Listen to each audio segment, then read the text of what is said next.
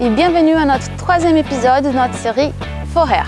Aujourd'hui, nous sommes ici dans cette parcelle de maïs dans les Maine-et-Loire et nous allons parler des dégâts précoces de sésamie.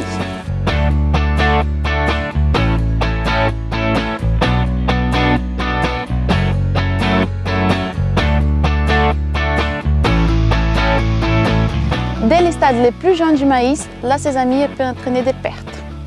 Voici un exemple typique d'attaque de sésamie où on peut observer les dégâts par foyer autour du pied du ponte. Ça veut dire que pendant le vol de la sésamie, la femelle est venue déposer ses œufs à l'intérieur de la gaine des jeunes feuilles de maïs.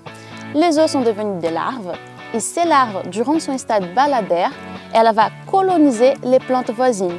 Donc à ce moment, elle va rentrer en bas de la tige du maïs et va se nourrir, ce qui provoque l'affaiblissement physiologique de la plante et empêche l'alimentation des épis.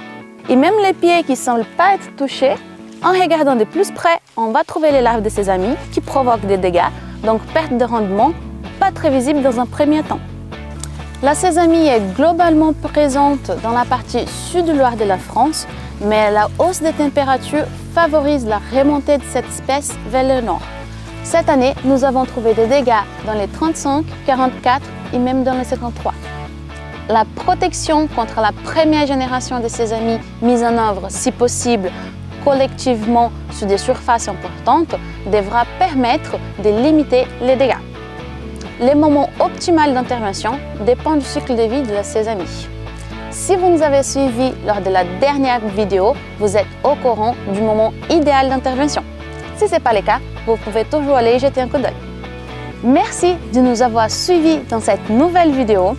Et si vous voulez en savoir un peu plus sur l'utilisation des trichogrammes pour lutter contre la pyrale, rendez-vous à la prochaine vidéo.